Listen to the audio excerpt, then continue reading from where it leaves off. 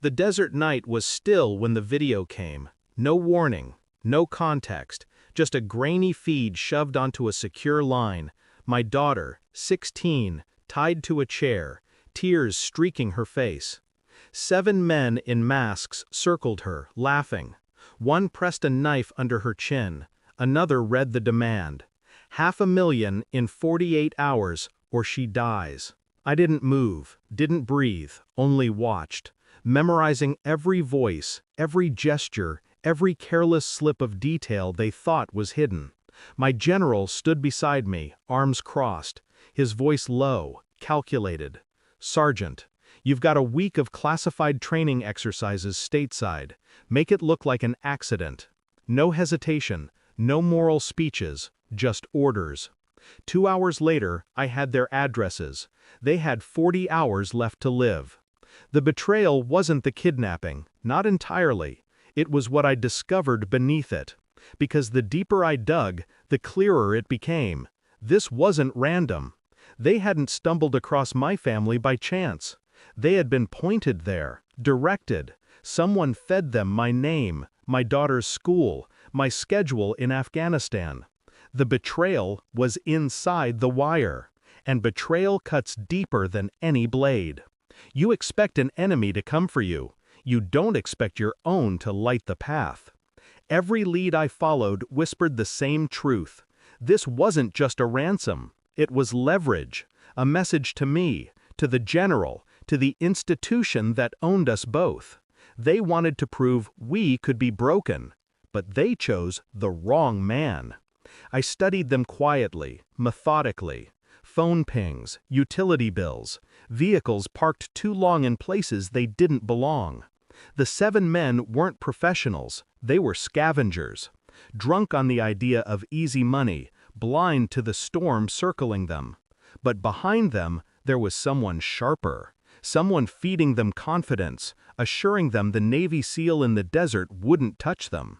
They didn't know me, not really. I didn't eat, I didn't sleep. I moved through the hours like a ghost, tracing every thread back to the hand that tied the knot. And in the quiet moments, when rage burned too hot to swallow, I thought of her, my daughter's eyes, the way she used to laugh, free, unbroken. They thought fear would paralyze me. It only focused me. The truth snapped into place 28 hours before their deadline. One of the men bragged on a recorded call, drunk, sloppy. He slipped a name he shouldn't have. And just like that, the shadow behind the curtain had a face.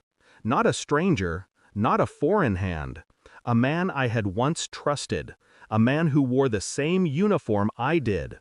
He'd sold me out. For money, for leverage, for reasons I no longer cared to hear.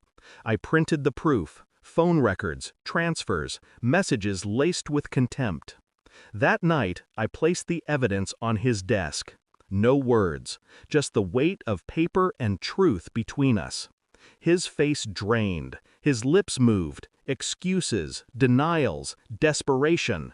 I stayed silent, because silence is heavier than rage.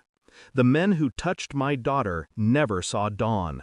Each death marked, each moment planned, each final breath quiet enough to never reach the morning news. But the betrayal required more. It required precision. I didn't confront him with fists or bullets. That would have been mercy. Instead, I laid the proof where it would hurt most. The general, the board, the people whose approval he had built his career upon. They read every word, saw every number, knew every truth. By noon, he was stripped of rank. By evening, he was forgotten. A name turned to ash in the same halls he once ruled.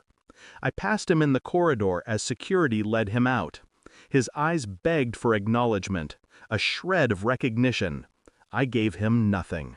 My daughter is safe now. She doesn't ask questions, doesn't know the details, and she never will. She smiles again, but it's softer, tempered, touched by shadows. Innocence once stolen doesn't return whole. Sometimes I wonder if mine ever did. The men are gone, the traitor erased. The silence between me and the general says more than words ever could. But inside, the storm hasn't quieted. It has only gone still, waiting. Because I learned something in those 40 hours. Trust is fragile. Loyalty is currency.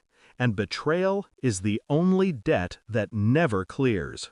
They thought they'd taken my daughter, but in the end, I took everything from them, and I didn't even raise my voice. Thanks for watching.